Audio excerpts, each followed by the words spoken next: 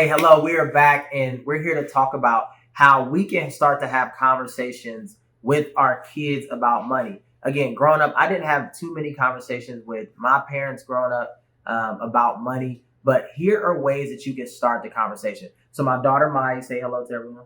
Hi. We are going to kind of talk about and model what a possible conversation can look like, right? So when you're talking about general financial conversations, the best way to start is just to start. But more importantly, as a parent, our goal is to listen and then ask probing questions. What I mean by probing questions is those are not yes or no questions. Those are questions to get a deeper understanding, but also to have your kid share their experiences about money. So first and foremost, this is the best way to start off a question with your kid about money. So Maya, tell me what you know about money. What I know about money is how to spend, save, and share it. Okay. So as you see, Maya's talking about ways to spend, save, and share. As a parent, typically you're like, oh, okay, this is good information, but dig a little deeper and ask her about examples, right? So I would say as a parent, hey Maya, so tell me, how do you spend, save, or share your money? What do you do? So when you trying to save your money, that means you don't spend it all. You can spend some and then save some. Okay. So what are ways that you save your money? Where do you put your money? You put your money in a bank, a credit card, and probably in your wallet. Okay. So again, when we're talking to kids about money, we're really trying to listen to them and then also continuously ask them questions. But then we also have to provide our personal experiences, especially when we were kids. So you could say something like this. Again, this was my personal experience. So those are great ways to manage money. As a child growing up, I didn't really have conversations with my parents. But one of the things I really tried to learn was how to save. My mom, she really taught me how to make money. Making money was very easy, but I had no idea how to save money. And saving money is putting money away for a future expense.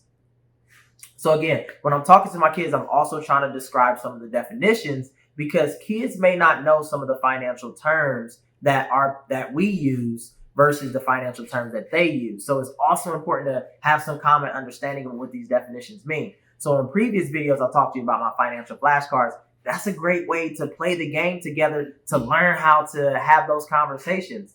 But here's another thing too. As a parent, you have to be willing to answer questions that your teen or your child might have about money. So you can ask them something like this. So, hey, Maya, do you have any questions for me about money? Yeah. So, how do you spend, how do you spend it without spending all your money? Okay. So Maya asked a really great question. I know in the past when I would ask questions to my parents about money, they didn't really want to answer it. It was like, mind your business, stay out my money. But again, my goal is to be the last generation to start from scratch. And I want my kids to become more aware about what dad does. So I tell my kids all the time. So the way that I spend my money is I speak for my money, meaning that I always try to organize my money using a budget. A budget is a list of your income expenses and your financial goals over a specific period of time. So if I want to save, spend, share, or give my money for a month, I'm going to write down where I want my money to go. But also, I'm going to write down some important financial goals. So a financial goal that I have is to save up $1,000 to make sure that you and your siblings can catch flights or plane tickets to Texas because you all made it to Texas, right? So that's a clear financial goal for me. But also that's me responding directly to my child about ways to manage money. So again, hopefully this was helpful. This is just a start to financial literacy conversations.